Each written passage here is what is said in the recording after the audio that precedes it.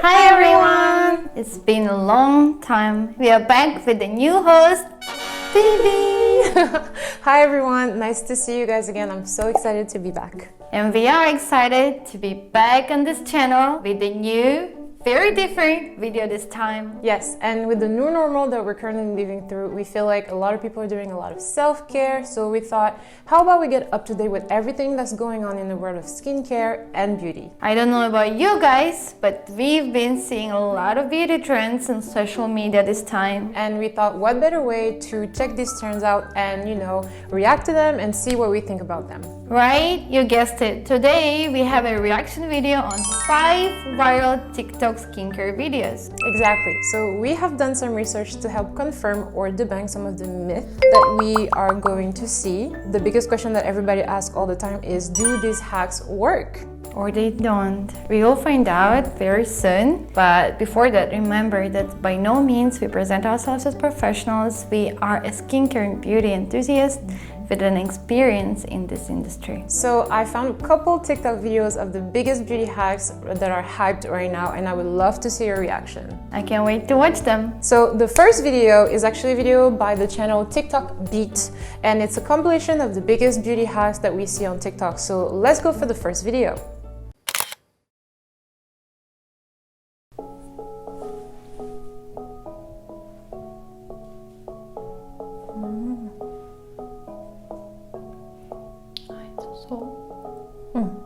Is it a big thing? Because it's my first time watching a video about the kojic acid. Actually, it was my first time too seeing it, but apparently it's very popular. A lot of people use it. But when I checked the reviews though, like by dermatologists, it was a little bit like, we don't really know if it's good or not. Because as far as we know about the kojic acid, it is for topical application on the skin for skin brightening purposes. And I saw here in a salt form, and there are actually in different forms of this ingredient. Depending on its form, you can use it with the water or without. Exactly. So actually this product has been approved for use, but only if it's in concentration of less than 1%, which is like a really tiny amount. As far as I know, it can also actually have some side effects. So if you have sensitive skin, you really have to be careful when you use it. Another very popular question regarding the kojic acid is whether or not it can have a long-term effect of skin lightening. Basically, there's not enough research on it, so we cannot say that it actually has such effect. But what we know is that absorption level of kojic acid is quite low, which is the reason why we can say that it's quite unlikely for kojic acid to have a long-term effect. Right, and on top of that, you can also have some itchiness, redness, irritation.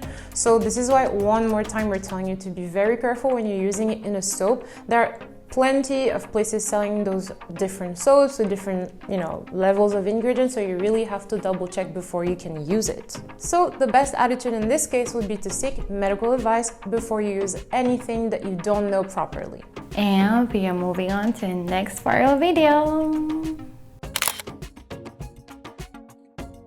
Girls, today we're talking face shaving for women. So I've been doing this for 4 years now and I am obsessed. It makes my makeup apply so smoothly and my skin is always super glowy.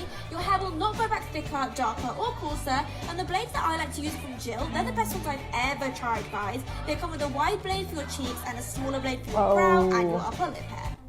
Okay, so this one is huge. I'm sure you already heard about it. I have. So what you have just seen is a process of dermaplaning, which is removing your fine hair and the skin cells from your face using a single blade. So basically, I've seen a lot of people doing this in Korea for shaping eyebrows and such. But I didn't know it was such a big deal around the world. Right, the known benefits of dermaplaning are actually boosting collagen production in the skin and also a better absorption of skincare product, which can also help with fine lines and wrinkles. Actually, by taking the top layer of the skin, your skin is actually thinking it's getting wounded, and so it boosts the collagen production to protect itself. I'm pretty sure the makeup plays perfectly on the freshly shaved face. Lighting. But doesn't it lead for a thicker hair growth? Well, actually, most of the time this is what people think, but it's actually a misconception, because the hair that is on your face that is called the peach fuzz is not the same as the hair that is on like a man's face, which is called terminal hair, which is way harder and coarser. It's like a completely different type of hair. So actually it is very, very unlikely that if you shave your face, it's gonna grow back, darker and coarser. So it's actually just a misconception. Shaving it is not going to affect its growth or its texture. Also, did you know that this treatment done professionally is up to $250? Wow. I can understand the appeal of doing it at home, but would you actually do it yourself? At home version can be cheaper than professional, but would you get the same results? Not quite, because you do have to do it regularly if you're doing it at home, and you have to use a professional blade for that.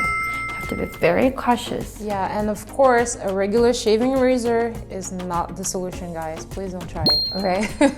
But it has to really be a single edge sort of blade. You can get it pretty much anywhere, but it really is needed to get closer to the skin to get the best exfoliation that you can get. And this also brings us to the potential risk of the TikTok version that it can carry. First of all, in my case, I cannot use my hands. If I do this, it's over in my face. I will scratch it all over. It's over. So if you are as clumsy as BB, you have to be very careful using a blade at home. And also, if you have sensitive skin, cystic acne, or any active pimples, we would strongly recommend not to do this. And finally, as you may have already guessed, dermaplaning creates micro cuts in your skin. So if you have sensitive skin, or even if you don't, after doing dermaplaning, be careful not to use products that are too harsh in your skincare routine. That is the best way to protect your skin. So what else do we have?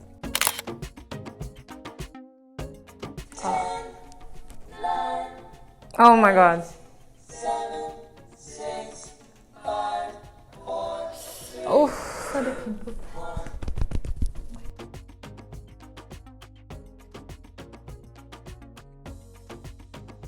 That's huge.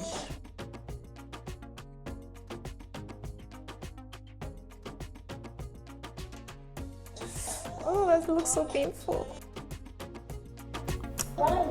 Would it actually help? Did you see? It was gone. Like half of her thing was gone in one night.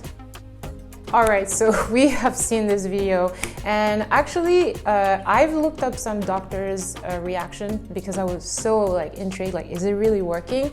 And actually the answer is kind of leaning over yes. So basically hydrocolloid band-aids, but they pretty much suck up all the liquids that are in a wound. That's the primary thing for which you use them, and it basically makes sure to keep the skin protected. So they can pretty much do the same thing on acne pimples. So yeah, it's my first time watching the video. I was quite surprised to see the results, to be honest, but I would actually say that if you have such conditions as in the video, I would strongly recommend to keep on taking your acne medications or just consult with your dermatologist about it.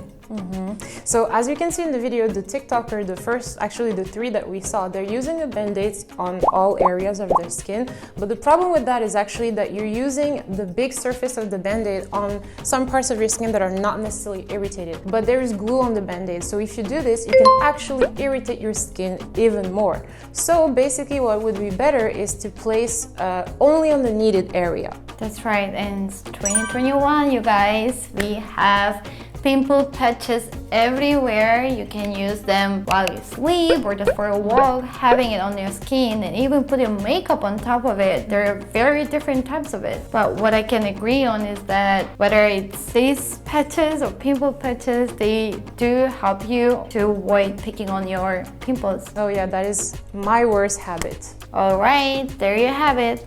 So as we've seen in the video, the bandages maybe can help you with the pimples, but we would still recommend to be on the safer side and use the pimple patches instead. So an active acne breakout is actually still going to take a few days up to a few weeks to heal. So unless you have an emergency, that is totally fine, but you still need to keep using your cleansing and skincare routine that is adapted to your skin. And salicylic acid can help. So moving on to the next video. them underwater to remove any dirt and bugs. Next thing you want to do is take your rose petals, put them in a pot on the stove and cover them with distilled water. Turn the heat to medium, cover the pot and let this cook for 20 to 30 minutes. You can collect your amazing rose water. It'll look like this. And you've got some amazing DIY rose water. It's a great setting spray or a great toner. Interesting. So DIY skincare is quite big these days, especially when everyone is stuck at home. But does it actually work? In general, the skincare, the products that are manufactured by the professionals, they know how many percentage of each ingredient to use, and they can be much more safe compared to the DIY ingredients that you do at home. I agree. So if you're using, like, let's say a homemade mask for your face, if you're using it right away, then it might be okay, like during that same day. However, you run a bigger risk of having the bacteria slowly forming into the mask if you keep it for like a few days, because it has no preservatives in it. So the good thing about the ones that you can buy at the store is that they have the right amount of preservatives that are made for them to stay on your shelf for a very long period of time. So it is therefore recommended to not keep homemade skincare for too long. Actually, there are a lot of different hacks, DIY hacks, making the skincare ingredients at home. For example, using a lemon juice or sugar scrubs. But I would really recommend you to be very careful using lemon juice, like the raw ingredient, on your skin, since it can really disturb your pH balance and therefore make your skin hypersensitive. Yeah, and I'm glad that you brought up sugar scrubs and everything. A lot of people are making DIY face scrubs, and while that sounds really great, the problem is the skin on your face is way more fragile than the skin on your body. So it's actually more okay to use a face scrub that you made DIY on your body. For example, your legs, it's not as bad. Even lip mask is okay, but your face, it's much more fragile, so you really need to protect it. So for example, a coffee ground, it might be way too harsh to apply directly on the face. So you could actually cause micro tears on your skin. You can actually damage your skin really greatly. Therefore, dermatologists generally recommend against using a scrub on your face. It's better to keep buying something from the store just because it's a bit safer for your face. Okay, this is the most impromptu TikTok ever. However, you need to see this. Okay, so this is me, but you see I have these pores right here that were always kind of like little black dots. I just thought, oh, I'm brown, I'm hairy, I guess it's hair, but it's not. I saw a video from an esthetician on YouTube and she talked about oil cleansing for 15 to 20 minutes and you'll get out little oil plugs. And I was looking at her like, what are you talking about? So she recommended oil cleansing for 15 to 20 to 30 minutes, like very long time, and they'll come out. And I thought, no way in hell is that gonna work on me. Well, look at this. This isn't even all of it. That's crazy, man. I never thought I could get these out. I'm gonna end y'all with this video because that is still amazing to me. Oh my god. I've seen this trend everywhere on TikTok, and this process is called skin gritting. It's literally massaging your face wherever you have blackheads with the cleansing oil for about 15 to 20 minutes, as she mentioned in the video. That can actually help you to remove bigger blackheads. So basically the trend follows something called like removes like. So basically you use oil to attract oil in your skin so everything comes together and it leaves your pore. So if you rub the oil onto the targeted area, the oily elements that are in your skin are going to follow it out of your pores.